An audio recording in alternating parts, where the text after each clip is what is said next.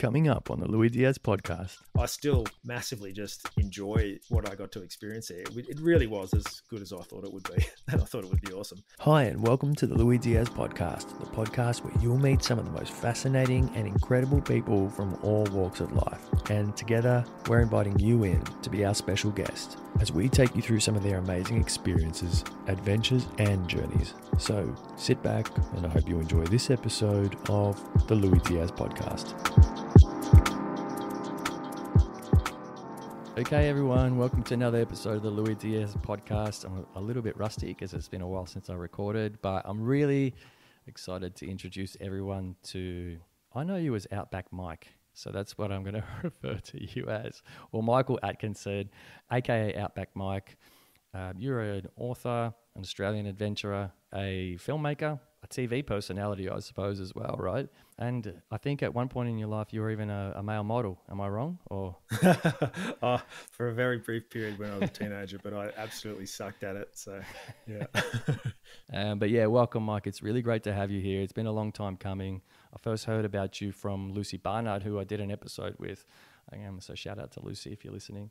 And yeah, I've been excited to finally catch up with you. So thanks for being here. No worries. Thanks for having me. So just for context, everyone, you recently released a book. When I say recently, I mean a few months ago, released your book. And this happens to me all the time. Modern day Castaway. So modern day Castaway. And I am a slow reader, so I listen to these things on Audible while I'm riding my bike to and from work and stuff. And yeah, actually, it was a great read. You know, definitely took me out of my comfort zone with what I'm used to reading about and listening to. But I loved it. I love how frank and forthright you are. And I just want to know if you can maybe get the audience up to speed on the book and what it's about. Sure. So it's about my journey up the Great Barrier Reef in a dugout canoe, which I made myself. And the idea was, I make films and adventure films. And so I was researching ideas that would give me an excuse to sail or build and sail a dugout canoe up the Great Barrier Reef. So I researched historic survival situations, and this guy called James Morrill quickly came into the picture.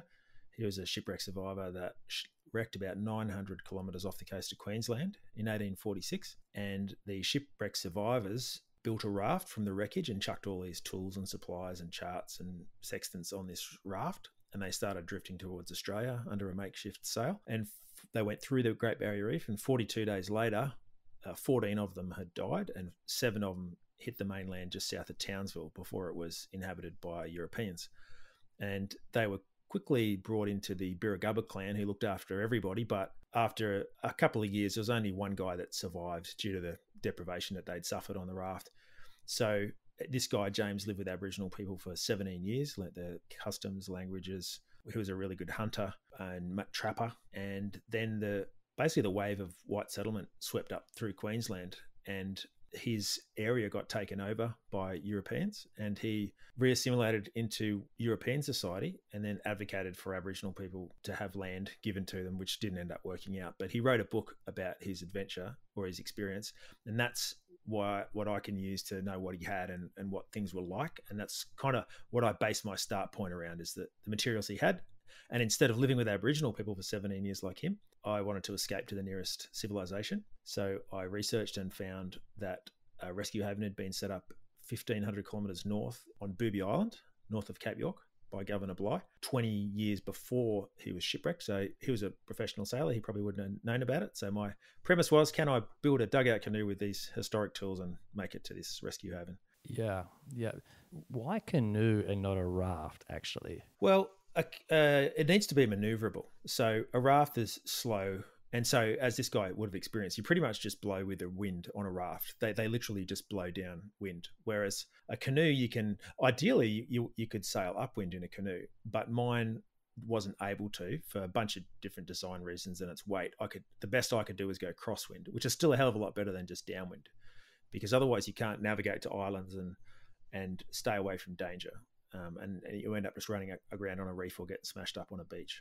Yeah, that was probably a rookie question. I saw your eyes light up going, Oh no, it's a good question. It's a very, and also a canoe is much faster as well. Then it's more streamlined. So I could do maybe 7 kilometers an hour, but a raft could probably only do 3 kilometers an hour. Right. And I guess for further context for the audience, obviously you said you're an adventure filmmaker and you were researching ideas on something that could inspire you to make a great film. But your history of adventure tracks back. And what I learned in the book is that your history of adventure tracks all the way back to your childhood. And that's one of the parts that I really loved about your book, that you set the scene and you gave context, because I think a lot of the time when people go on mad adventures or have these grand ideas to go on epic adventures, they're almost not set up for success because it hasn't really been part of the way that they've lived before that. So you end up with some people that get themselves in over their heads potentially, whereas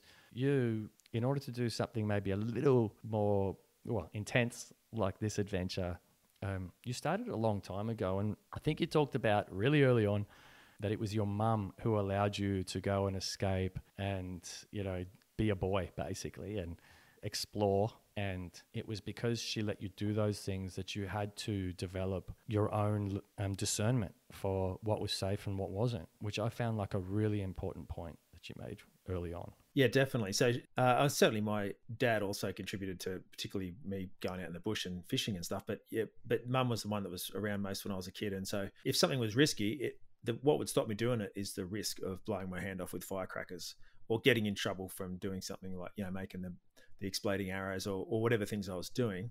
It wasn't fear of judgment or of scolding from mum. And so other neighbours and stuff, their kids of the same age, even who are much older, their parents were much more limiting, whereas mum just seemed to trust me from an early age. And because she did trust me, I was given the freedom to learn my own boundaries, and therefore she didn't need to worry as much. Of course she worried. And as I found that confidence in my ability to manage risk, I then started to expand the envelope to the point where it's, we were going hiking overnight when I was 13 with my friend, and at 17 I did our first expedition. We skied from Mount Kosciuszko, Australia's tallest peak, to Canberra, which is about 220 k's. We had to walk the last half, and so that progression was just that you kind of feel like, okay, I'm happy with what I achieved on the last one. I reckon I could probably do that, and I could probably do it safely.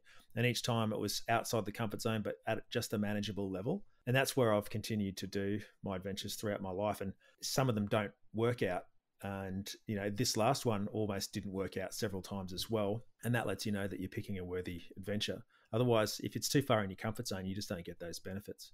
Yeah, there was a great quote in there somewhere where I think you say something along the lines of adventures like this, and I think you were referring to the one that you were on, allow you to experience the full spectrum of human emotions. And without these types of adventures in your life, you might not ever get the chance to experience it. And I was like, you know what? That is so deep. Yeah. And so when I caught my first fish, which had taken weeks, and, I basically half of the trip I'd been trolling lures and I was getting really hungry, and I caught this fish and I started basically crying with happiness. And I thought that was a figure of speech before that.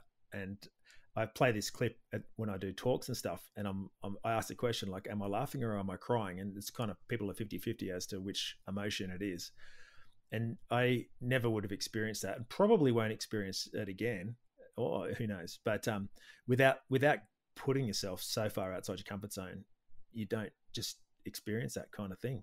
And I didn't even know it was there to experience. And that's what adventures give you. Yeah, I love that, because it makes me question. I was thinking back to a time about 20 years ago where I was sitting with some friends and we were watching telly, and I won't tell everyone what we were watching, but we were watching something so funny that I laughed myself to the point of tears, like I was crying. Yeah.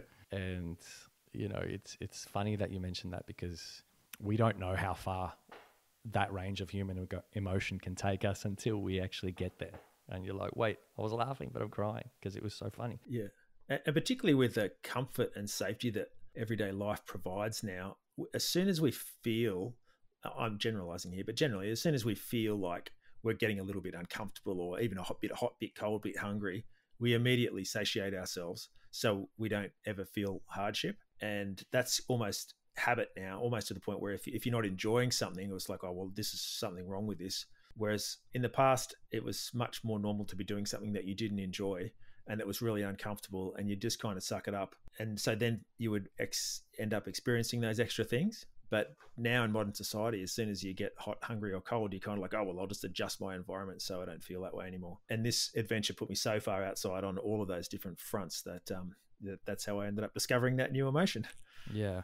No, it's wonderful. I mean, most people would associate maybe their first child being born or something like that with that. But yeah, the truth is, like, not all of us experience that. I'm speaking for myself when I say I don't experience certain emotions for certain reasons that other people do sometimes, Yeah. I mean, and I was 45 when I first experienced that, so there'll probably be some other ones that I experience as well. Yeah, you sort of touched on what drives you a little bit, which is the need or desire to push the envelope to make these adventures bigger and better so that you can keep pushing yourself and pushing your boundaries so that you can keep experiencing new things and open up the potential for that. But we also touched on the things that your dad taught you and the long leash that your mum gave you.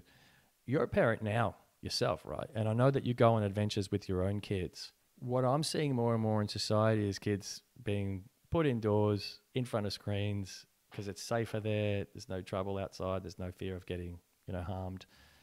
How does your twist on parenting, the parenting that you had as a child, play into your own sort of parenting? Well, certainly I try to allow my kids to find their own boundaries. Mind you, I reckon I didn't do as well as that as I should have, particularly with the first kid. You just naturally hover around too much at a playground, and you can watch him and go, you know what, he's probably going to fall off and smash his face. So you just kind of catch him as he does it. If I did that now, I would supervise less, just so I didn't have that dilemma in my mind, and I just let them fall and hit their face, But I kind of realized that and then have sort of stepped away.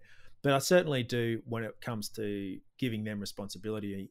I felt like my mum was treating me like an adult as early as I can remember. And as far as she wouldn't protect me from information, like she'd tell me about, fairly grown up issues in, other people's relationships and things like that, which I just listened to. And that really helped me out later in life, because I can remember being taught from an early age that, sometimes married couples squabble and things like that. So I'm certainly like that with my kids. And with the internet and things like that, like I'm not restrictive on all those platforms that you're supposed to, because really you're better off, I think, letting them learn to manage their own risks. And I mean, I'd come across weird stuff as a kid. Obviously online now, you can come across some pretty crazy people, sexually explicit stuff. When I was a kid, we used to go fishing, and there was some guy that used to expose himself, fairly regularly at different fishing spots.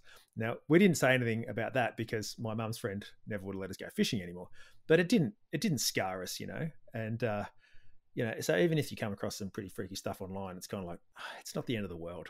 And so I think that by the time they get to 18, if they've learnt to navigate what makes them feel bad and what makes them feel good as far as risk taking online, then when they turn 18 and they've got, it's just a normal progression. So it's the same as taking risks in the outdoors. If you don't learn how to manage that risk, you're going to suck at it when you get thrown in the big bad world. Enjoying the episode so far? Be sure to follow us and leave us a review on whichever podcast platform you're listening on. Thanks, and enjoy the rest of the episode. Yeah, that totally makes sense. What I reference that to is more developing your own discernment. Yeah.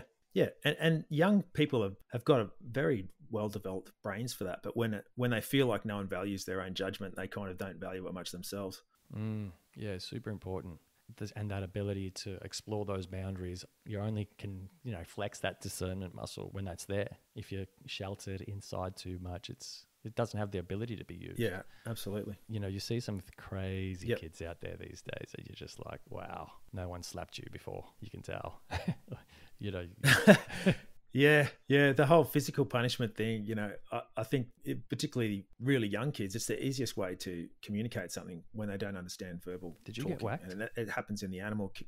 Very, very occasionally, because you only need it once or twice. And it was done, I think, very appropriately and never had to be done again. And I'd say probably the last time I got a smack was probably 3 or 4 years old. And that was, so I think it's a good thing, because if you watch like lions in the wild, like when there's a cub and it bites the mum on the nipple, they just swat it, and that communicates to the lion not to do that. Whereas if you try to explain that to the lion cub, it's just going to go straight over its head. So, we evolved a certain way, and we may as well stick to that process. Yeah, I agree. Shout out to my mum. She's probably listening. I definitely got whacked. and I was a lot older than 4 when I was still getting wrecked. But to be fair, you know, we were rat bags at times, and you're right. Like eventually you learn. You do learn. There was one particular day where my brother and I did something that was, we crossed the line, and Mum came at us with this. She used to have this wooden kind of ornamental knife, you know, was about the size of a samurai sword. And yeah, we never crossed that line ever again.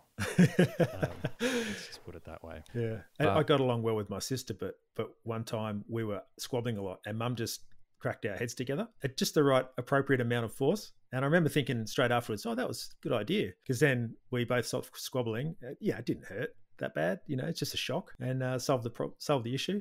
These days, you'd probably get arrested for it. Oh, yeah, totally. Even at the time, I thought it was appropriate action. Really? Yeah, totally. Yeah, I don't remember thinking we didn't deserve it. You're right. But I guess we digressed.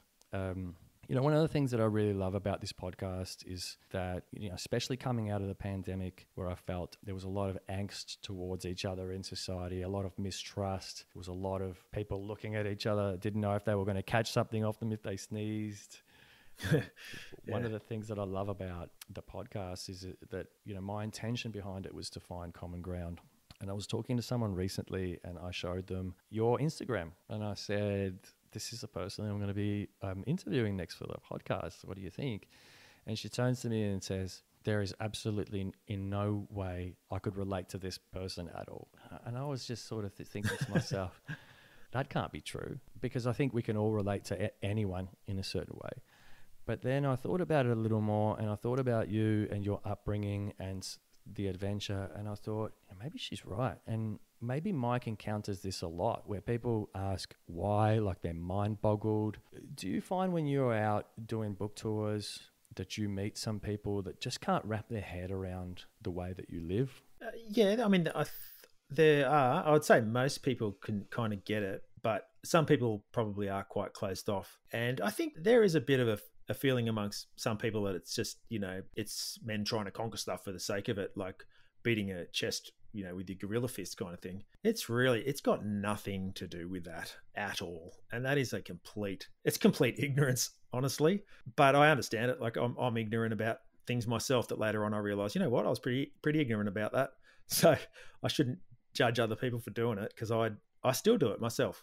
But it's kind of like there is a bit of a wavelength thing, and if you're too far off their wavelength, they just don't get it, and that's fine. Like that's what's so good about being a human. You can just sort of move on, and I wouldn't want to be. That's what's so good about social media and stuff, is that if you don't want to follow someone and they're not interesting, you just don't follow it. So as long as everyone's respectful, it's totally fine if they don't get it. And I don't feel it's my job to try and get in front of their face and say, you know, and defend myself, if you know what I mean.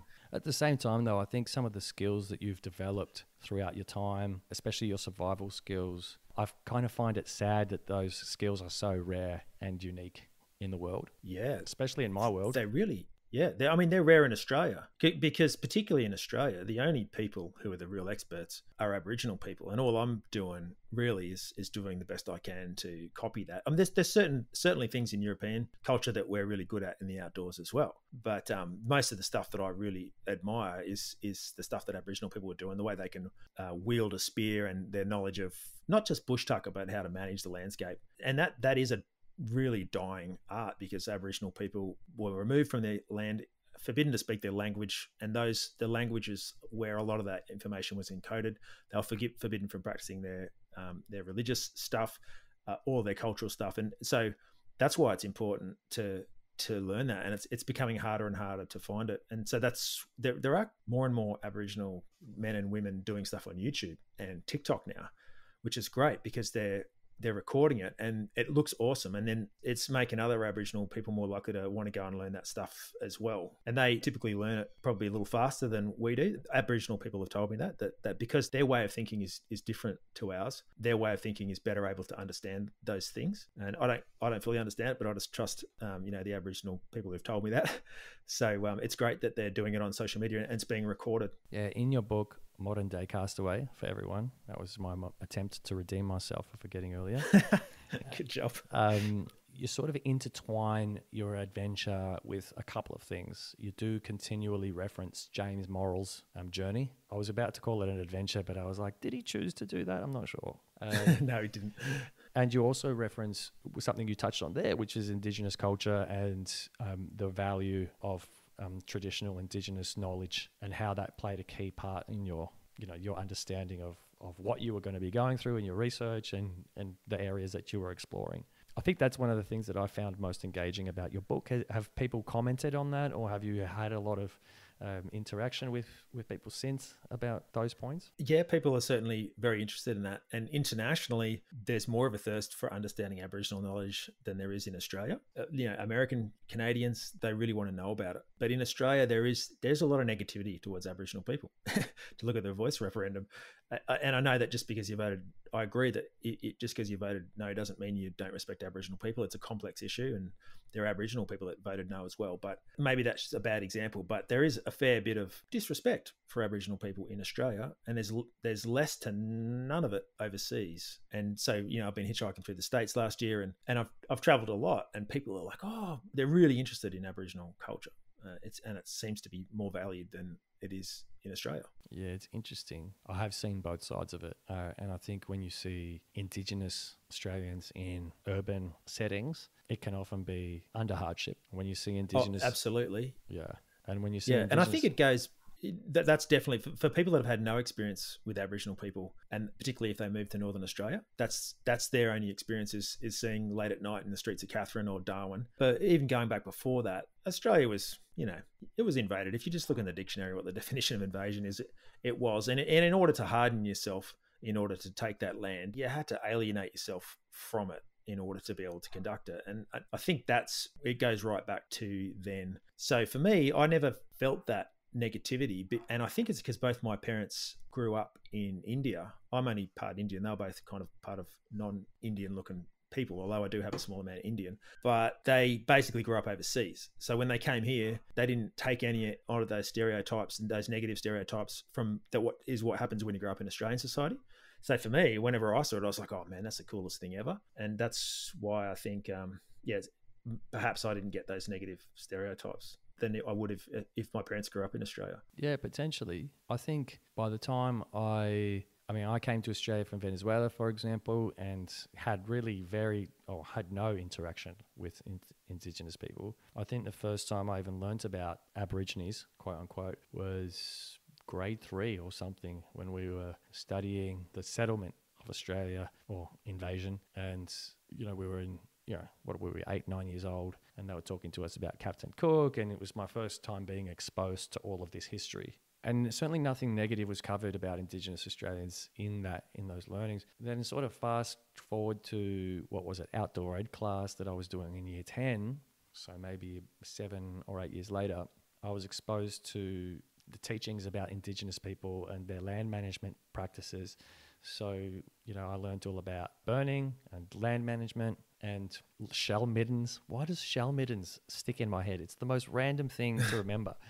But I think that came in reference to the only sign of impact that they left was piles of shells on certain beaches in certain communities. Otherwise... Yeah, whereas actually the evidence was all over the landscape. When Cook first arrived and his artists drew the landscape and and he described it in detail in their writings, it looked quite different. And so whilst now, 250 years later, the only thing you notice is the shell middens, back then it was a lot more grass under the trees more widely spaced. There was more of those grass-eating animals because they managed it. And because it's been a slow degradation, it's easy to look there now and go, oh, look, they didn't do anything to the landscape, but they kind of terraformed it in a way, right. Which is the other kind of conclusion that came out of my book. Did you feel like a responsibility to reference Indigenous culture as part of the writing of the book? I definitely feel that responsibility. And I think a lot of people would probably just go, oh, you're jumping on the Aboriginal bandwagon, you're just trying to sound nice and all that kind of stuff. Even if I didn't like Aboriginal people, I would still be fighting to have Aboriginal land management techniques brought back in, because that is what the Australian native plants and animals most need. So it's not just I'm trying to do this to be nice to Aboriginal people. It's just like, if you understand basic biology, and once animals or plants grow up for a long enough time in a certain environment, a change in that environment isn't good for them. And it was that way for such a long time, for tens of thousands of years before we got here, that it's the best makeup for them. So I just think it's it shouldn't be about whether you like Aboriginal people, whether you think we should manage it the same way. It should just be a purely factual basis so that it makes the most sense from a land management perspective. Yeah, yeah, because again, I felt, and I think, what I was saying before around when I finished it, sort of shell middens, is that my introduction to Indigenous culture in reality was really positive.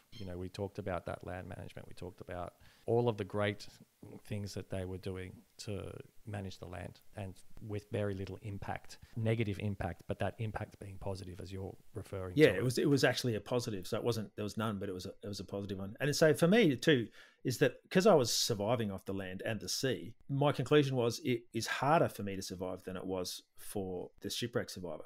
And I'm not talking just about the environmental restrictions now, like the green zones, the sanctuary zones on the reef, and the other stuff on the land. It's just that the land now looks different and it holds less animals. Obviously, there's more rules I have to abide by, and that's partly because there's less animals left and less fish left as well. But there's less bush tucker plants that are good for human consumption as well. And the way we don't manage our fisheries as well as they did, because that's why we've needed to introduce all these green zones. And basically, a third of the barrier reef is locked out for fishing now, because they're trying to have some areas where the fish can recover. And that's why it took me the first half of the trip before I could hook a fish trolling on my antique equipment. Sure, you can catch fish south of that with modern equipment, but it's harder with olden day equipment. And that's an indication that basically the populated areas, I couldn't catch fish. Once I got more remote, and the more remote I got, the more fish I caught. And so there is a direct correlation between fishing pressure and the amount of fish left in the ocean. Yeah.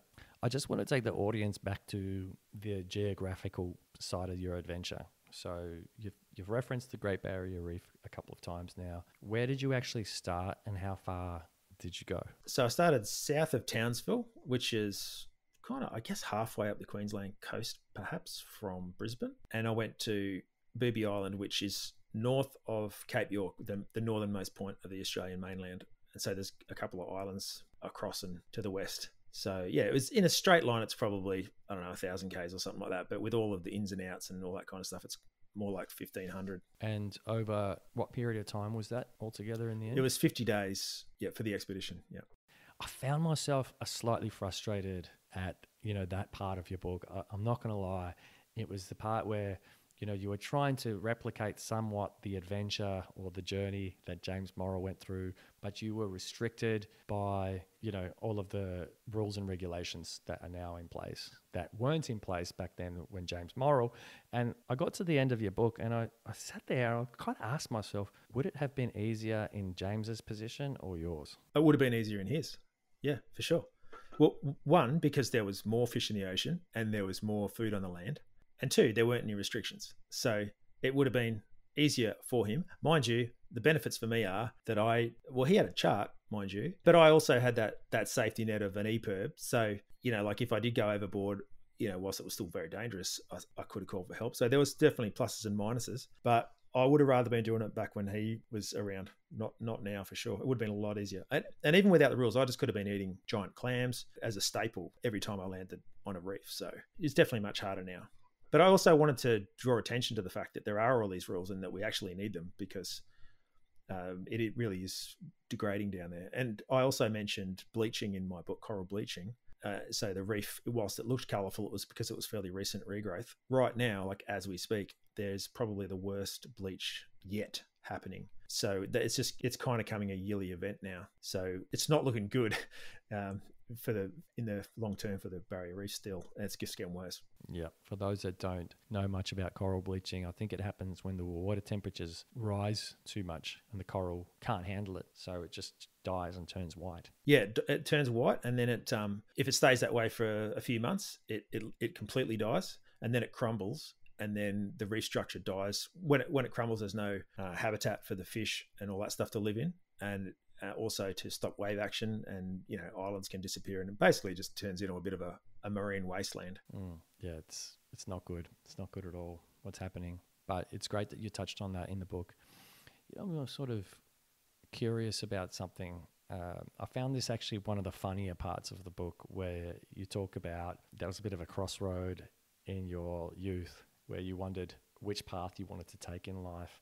And one path you were looking at Top Gun, and yep, the other path you were looking at was the Bush Tucker Man. And I thought they're two quite different characters to be choosing between. Yeah, and I wanted to do both, basically. and it's just because I'm, in a way, like a child. What I thought was cool as a child, I still think is cool now. Yeah. And that, I think it's a path to less happiness if you do forget what you liked as a child. And so I still think it's awesome when I look at fighter planes. And so, like I tried that goal as hard as I could. And in the end, I came very close, but didn't end up making it to be a full fighter pilot, and I got removed from it. But I still massively just enjoy what I got to experience there. It really was as good as I thought it would be. And I thought it would be awesome. And so is the outdoor and survival and bush tucker and expeditioning space. It's as good as I thought it was going to be. Yeah. So you're just a big kid that's lived his dreams, basically. And I'm still trying to do it. Like I haven't succeeded in the survival space enough yet. I mean, I think you'd have to be self-sustaining and bringing in a reasonable income to be able to call that a success. And I'm not there yet.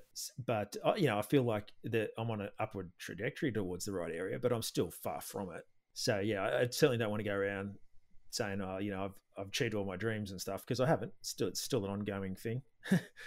But it's healthier to be on a mountain climb than sitting at the top of the mountain. It's the healthiest place for a human to be, really, is still striving for something.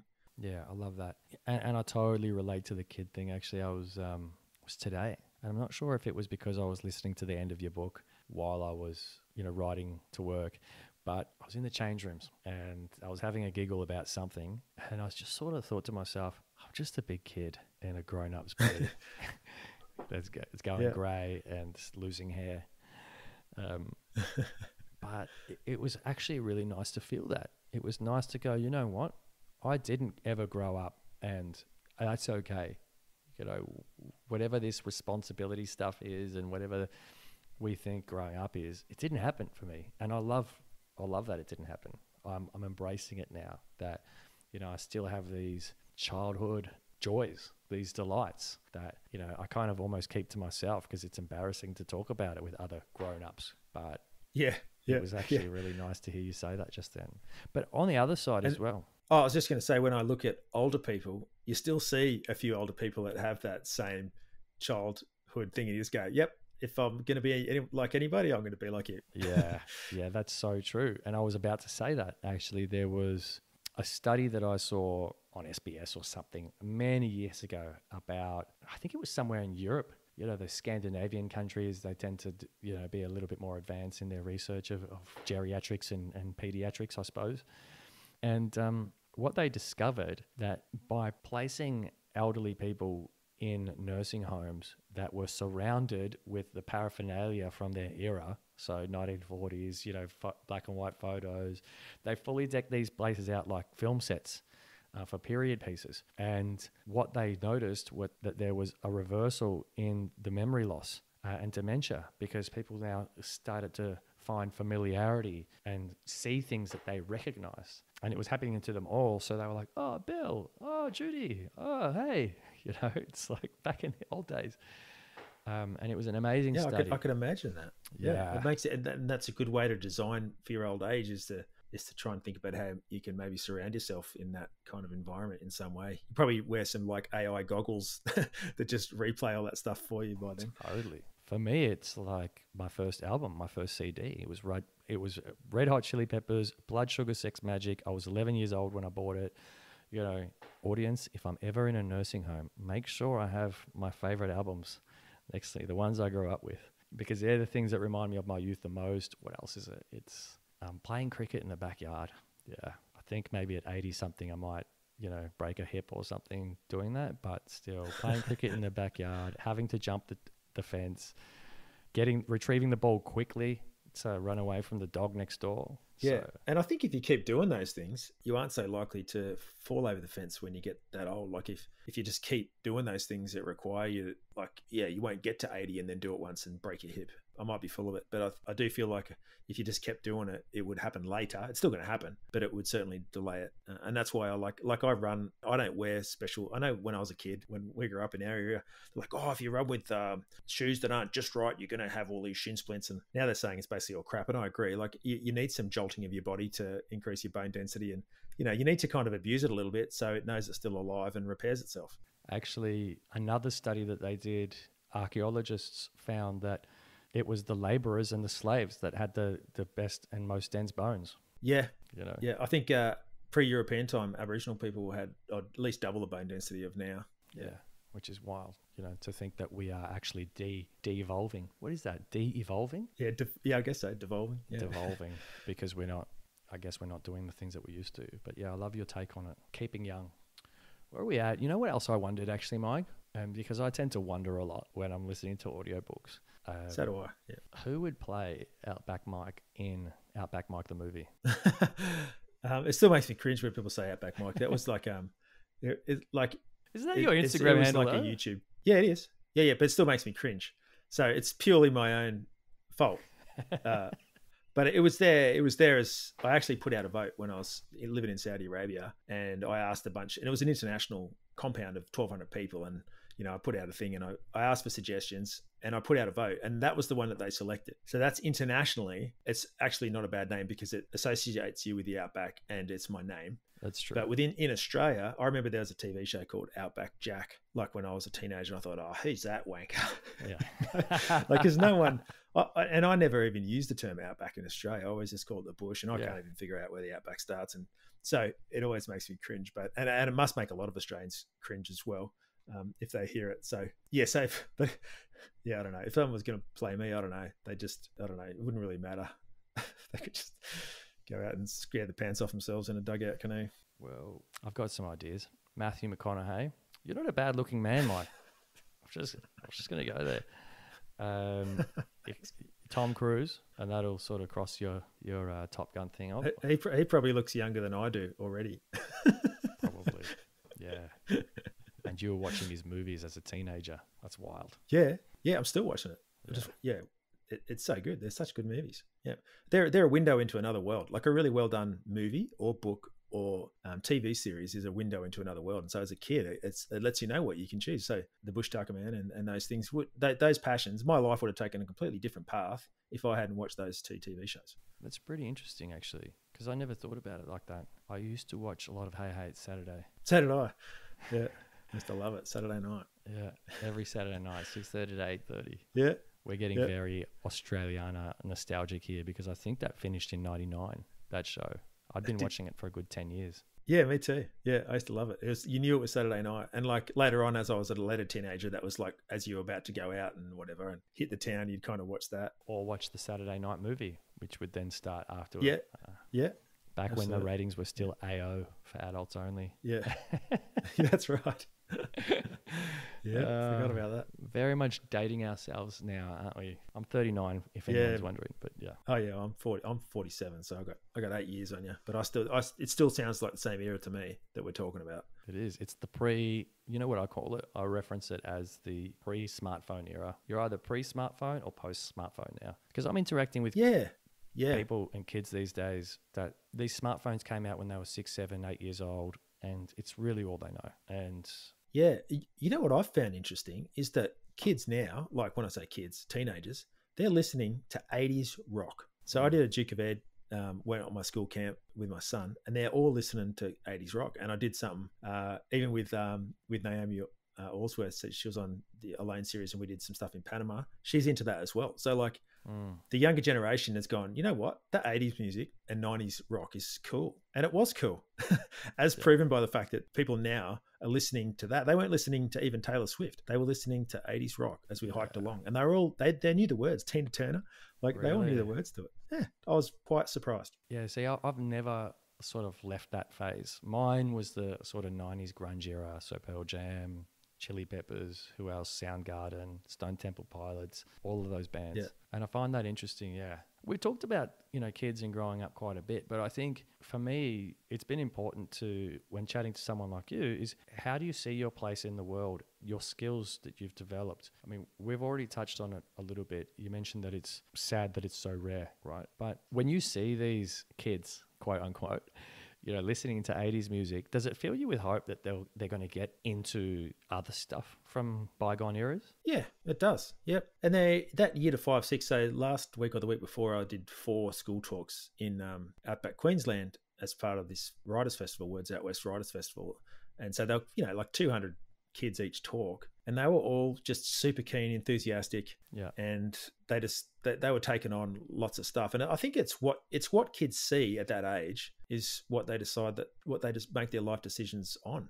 And it was interesting. There was an artist, or an illustrator out there as well. And I was asking him about teaching kids art class. And he said, if you ask a year one class, who's going to be an artist? They all throw their hands up. If you ask year 5, 6, only a few do, because by then most of them have realized they're not as good as the other kids in the class, and they've decided they're too self-conscious about it. When it comes to enthusiasm about what you can do in life, I feel like 5 to 6s are still there. They're like, you know what, I can kind of do anything. But later on in high school is when you start realizing, oh, I'm not very good at this, not very good at that. I'm probably not going to do much. And they kind of start limiting themselves mentally. So I think that age group of 5 or 6 is a really important one. Yeah, so what would that equate to? It's probably about between 11, 12 and 13 is a really important time to be showing kids lots of different stuff. Because that's when I decided. I remember pretty much mostly making my mind up at about age 13.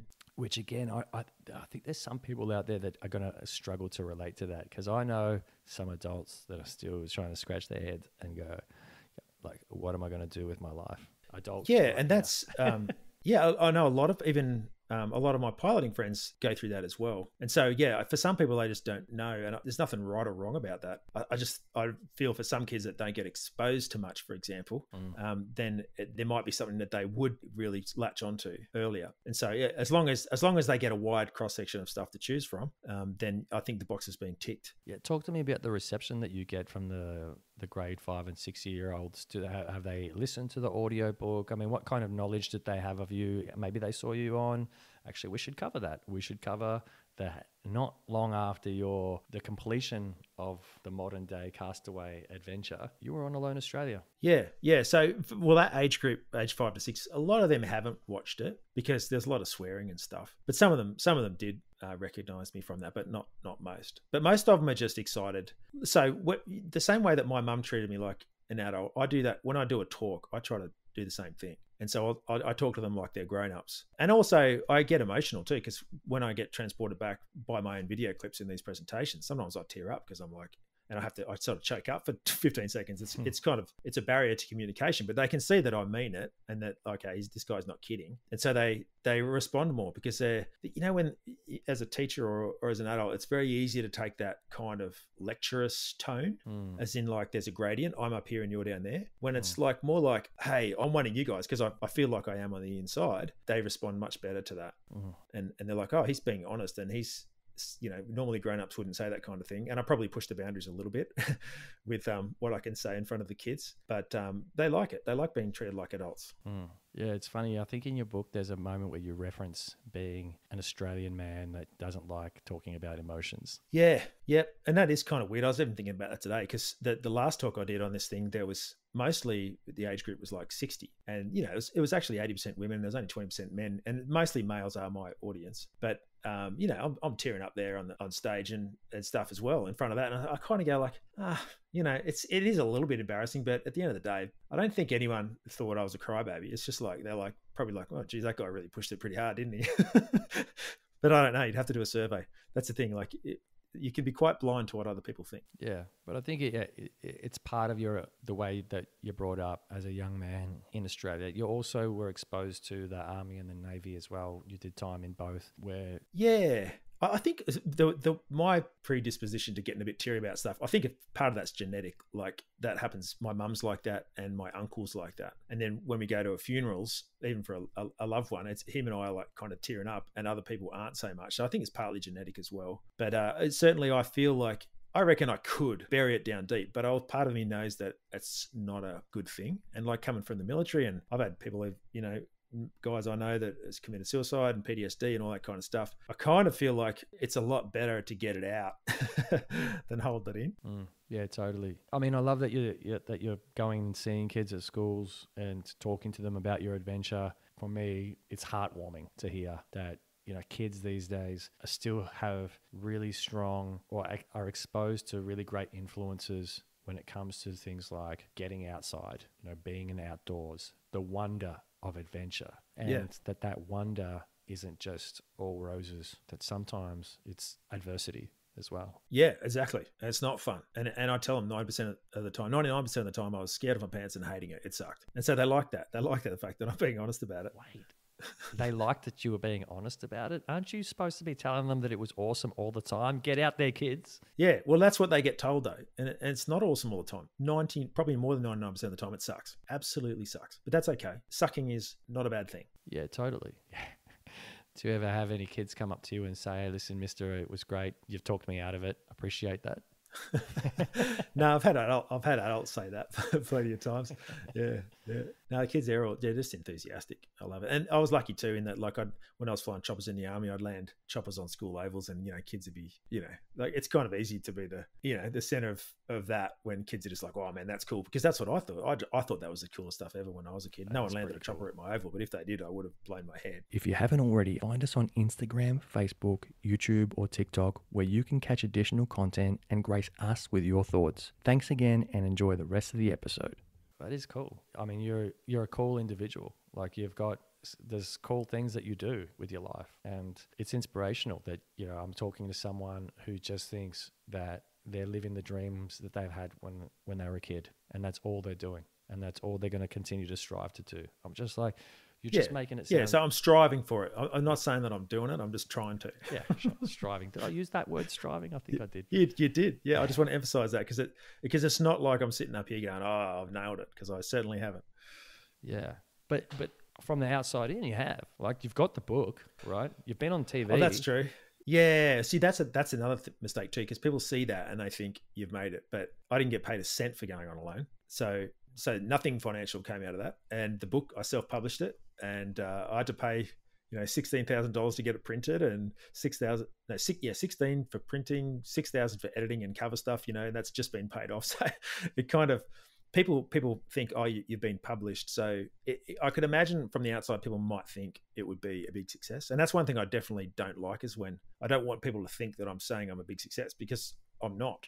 Like, if you just look at the financials, I'm still not there yet. And so that's a mistake too, is people think, that looks so easy and so good, and I wish that there's a struggle with it, but that's okay. Struggle's okay.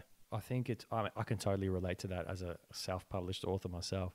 And I love that. Like, you're obviously saying to everyone, I don't have tickets on myself. But again, from the outside looking in, you're achieving a lot just by striving. And I think that's probably the key message that I'm trying to get across. That striving, and the action that you take in the striving, not just the striving mentally, but the actual actions that come out of it, is success in itself, in my opinion. Because you got off your ass and you did something. And you're doing something worthwhile, something that you can tell stories about and share with others. To me, that's the full circle of life, man. Yeah, and also you've got to be responsible to your family in the meantime as well, like financially as well. So it's not, there's another counter argument to that, which is, if you've got to still be able to pull in enough money. And luckily, I was able to do that due to my previous job in Saudi Arabia, where I got paid a lot of money, and that's what's given me this freedom. So you only live once. So. Yeah. And that's another thing for my kids. And when I decide, should I do this or not, it's kind of like, it's probably best that they see me having a crack, rather than staying as a pilot in a job which was still cool, but I'd kind of been there, done it, and this is in Saudi Arabia, and it paid a lot of money, but there's more to life than money. Yeah. Was the whole family, they were all based in Saudi Arabia with you, or? Yeah, they came over. Yeah, so we were there for 5 years. I'm interested to know a bit more about how the book's been going, actually. You said you've been going to schools, you've been doing talks in front of all kinds of people. How's the book been received? Has there been any publishers knock on your door, or anything that's come out of it? Yeah, so I rushed to get it out just before Alone finished, and that helped me sell about 600 copies, which kind of covered the cost of production. It's obviously slowed down a lot since then, because I haven't been putting out heaps of content, because I should be working on my feature film for the Dugout Canoe Journey, but some other little distractions have happened, which are still worthwhile. So it's settled down. But yeah, I did have two publishers, like two of the big ones, get in contact as it came out and talking about, hey, do you want to do a non-fiction book and in future, which is good. Once again, these things, they're not set in, just because someone makes an offer on a phone call doesn't mean it's going to be there if you actually hold them to it. And also, I don't want to be a full-time author, but I feel after a few years, I might do something like that. And with a publisher helping, it wouldn't be a year's worth of work. It might be 3 months. Yeah, totally. So yeah, but Yeah, it has been good. And I've been doing talks, been doing my own book signing events. But the main reason I wrote it was for when I tour with my film around Australia on its roadshow, that I can sell the book there. And so really that I hope that's when the payoff will come, if I can sell, 50 copies a night every night for a month. Yeah. I was talking to someone else that you know recently, actually, Sophie Mattison from The Crossing. The book's right there, by the way. Yeah, I listened to your one with Sophie too, of course. Yeah, what'd you think? Yeah, it's great. I actually interviewed her last weekend. Oh, you did? Oh, great. Yeah, because I was giving you. I hope I gave you some good material to work with. I was actually thinking, I shouldn't listen to it because then I'll try and copy yours. But anyway, yeah, her story is very interesting, and obviously, I caught up with her for 4 or 5 days of her adventure. Yeah, right. As I drove back from my journey, she would just happen to be halfway across Queensland, and I chimed in for a little bit and made a 4-part YouTube series with it. Oh, nice. I haven't seen that. And so I visited her on her farm because she's just taken up farm life in Kilcoy with Jimmy. They're making a go of it doing farming. Yeah. Yeah, nice. And he's a real top bloke, the one that she met on the crossing. Yeah, right. Yeah, Jimmy, that's right. Yeah, that was a great chat that I had with Sophie. And in that chat, and the reason I brought Sophie up is because in that chat, actually, we talk about when you get to the end of an adventure and people say to you, well, what's next straight away? And I told her that I had my own experience with that. And it was funny. And what was your experience with that? It was when I wrote my children's book, when I wrote Chocolate Dreams, my children's book, Chocolate Dreams. It took me 5 years, right? I wrote the poem in about, I don't know, we'll call it 2 hours. And it took me 4 years to learn how to draw and illustrate. And then another year, once all that was done, to design it and get it published. And so it was a massive undertaking for someone who just didn't have that background. And then I'm at the book launch, and it was probably the number one question that was being asked. And I was like, you have no idea. That is exactly the same as what I get. And I have exactly the same response internally. Yeah. Because it's kind of like, it's like, this is actually pretty bloody hard work. And I don't want to jump straight into another one. Yeah. And you mentioned that in your book, and I just thought, again, it was nice to have something that, I could relate to, that was really relatable, because, I'm probably not your average candidate for digging out a canoe and even taking it out into Port Phillip Bay, let alone the Great Barrier Reef. But it was something that you said that I could really relate to, that really hit home about the value of the journeys that we go on, and how, I guess, it takes time to consolidate our own learnings and our own growth after those journeys. I went straight into publishing Chocolate Dreams, and like the next day I'm trying to sell it and flog it off, and I'm going to markets and trying to figure out, where can I sell this thing? Like you, I self-published and it cost an arm and a leg, and I got a pallet of books delivered to my mate's warehouse, and then I was basically up shit creek without a paddle. I'm trying to figure out what was going to be my strategy for selling these things. And it wasn't till maybe about 15, 16 months later that I just decided to stop selling it. And I started teaching people how to skateboard for free on St Kilda Beach, because I was so tired of hustling that I just wanted to do something that just gave. Yeah. And it was so interesting, because there'd be times when I'd be on the beach without a student, sort of waiting between lessons, and I'd be skating up and down the beach. And really, that was my moment. Those were my moments where a lot of the download of what I had just been through for 6 years with that book, what did I learn? What did I get out of it? I think for me, one of the biggest learnings was that I put a lot of personal pressure on myself to publish this book, because I felt that I would redeem myself for having left my daughter. And at the end of the publishing, it was great. I was finally done with the book, but I didn't realize how much dense kind of energy and negative kind of energy had gone into this incredible project. And I look at something like what you do, and I wonder, and you're very forthcoming in the book about the struggles, but I wonder, what kind of toll it takes on you mentally, and how soon you want to come back to something. Yeah, it's certainly for really a year afterwards, because it's now been close to 2 years. I was quite kind of much more emotionally fragile, particularly with stuff to do with Aboriginal culture and massacres and things like that, because I related my own safety and mostly the worry that my family had about me and my safety, and thinking about it just helped me kind of figure out, just in a tiny way, how difficult it must have been. And like I say, tiny way, I'm trying to say I know what it's like, but when when your whole tribe's been massacred and all that kind of stuff. So that, like, little things like that, I'd just tear up quite a lot, really, for the first 6 months to a year afterwards. I was chatting to one of my mates who's an ex-copper about it, and he said, yeah, that happens a lot in the police and ambulance.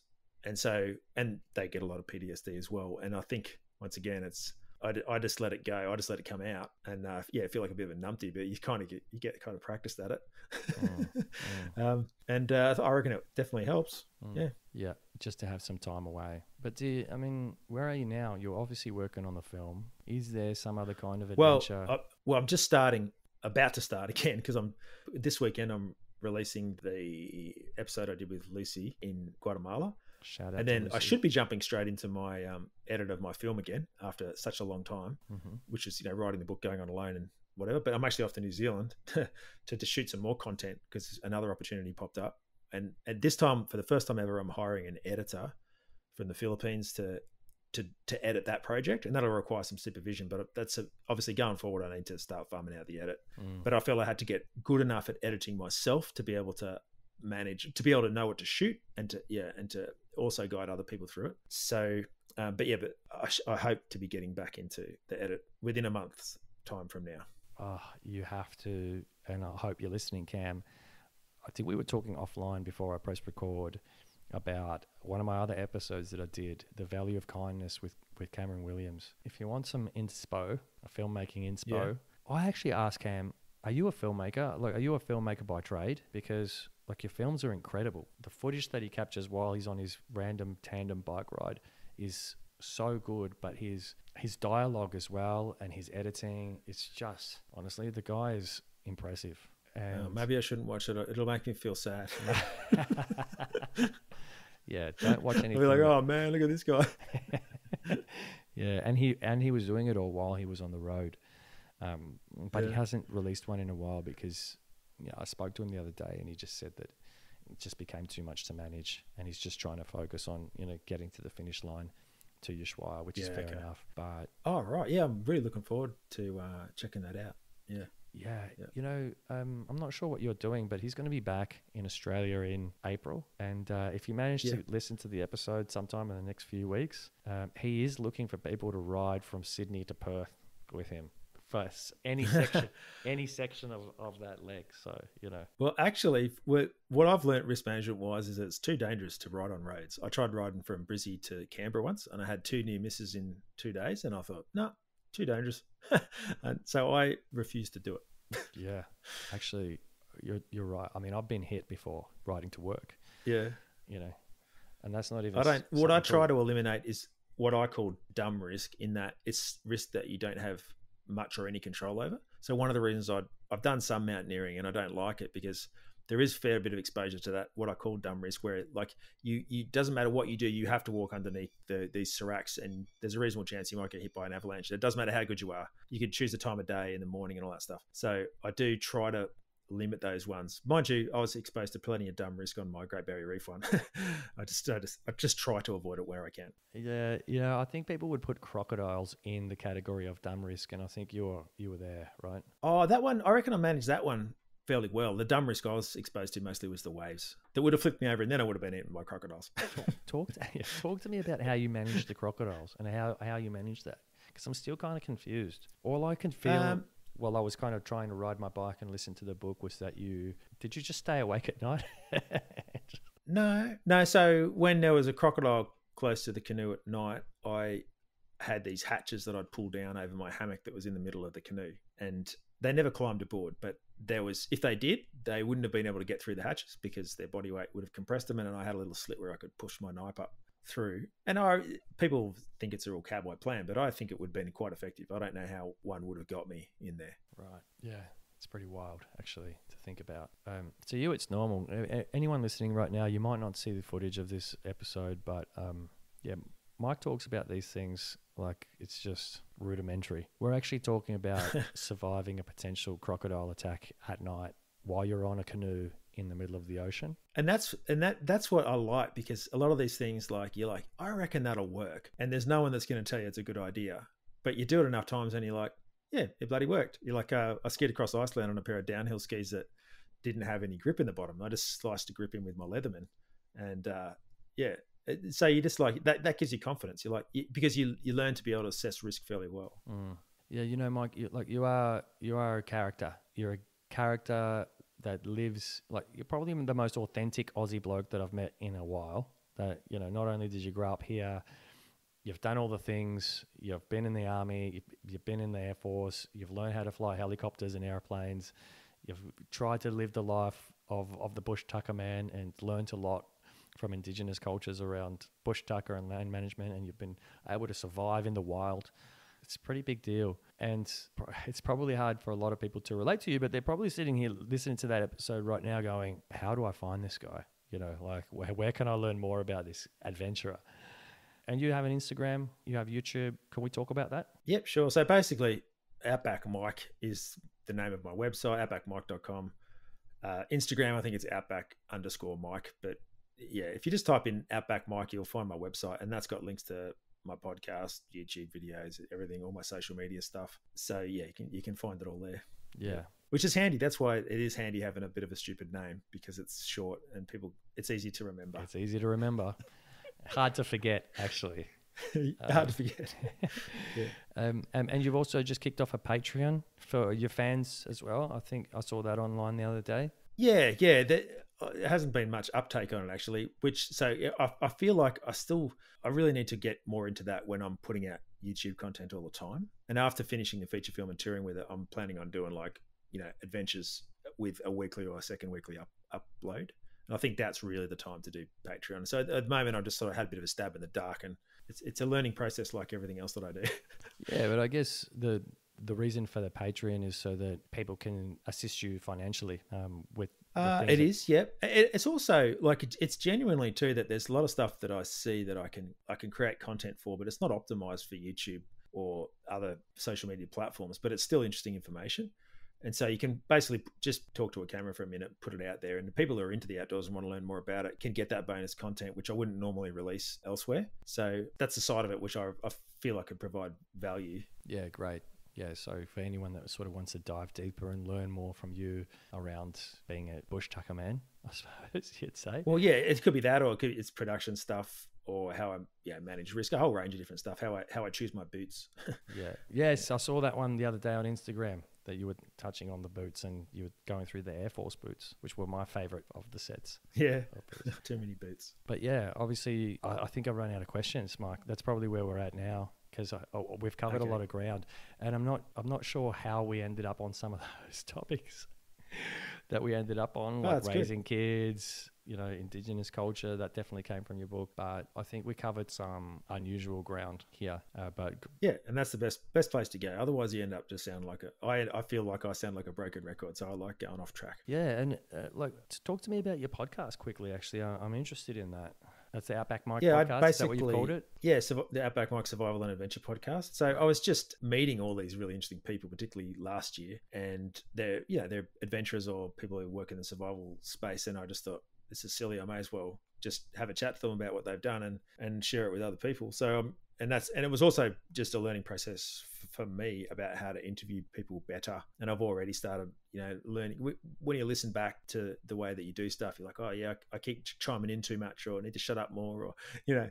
And also the structure of a podcast is important as well. So it's one of those things you're better off learning the hard way rather than studying something to death but without actually trying it. But mostly it's a really good way to get to know people. I meet them and I record a podcast interview, and it gives you an excuse to ask all these questions that would be a bit awkward if you just came straight out with it. 100%. And I think really quite often with my guests, we end up somehow becoming kind of like friends, I think. Yeah, you know? Exactly. Yeah, because you've had a D&M straight off the bat. Exactly. And that's why I like the way that you go off on tangents, because I do feel a lot of them, and because I've also been on other people's podcasts a lot, and I definitely feel like some people are watching the clock and they're like, you can see they're running through in their mind, okay, what should they need to cover? I'd just rather have a yarn to someone. I think it's the best way. Yeah, no, me too. You know, which is I thought to myself, this year, you know what, I'm going to be more structured. I'm going to have more questions prepared. I'm going to keep my podcast episodes shorter because it's going to be easier to edit.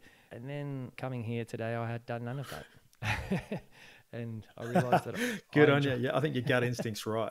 Like there is value in having these D&Ms with people and talking about, the random things. And like you've been great. You've been really easy to talk to. It's been a really great thrill to meet you.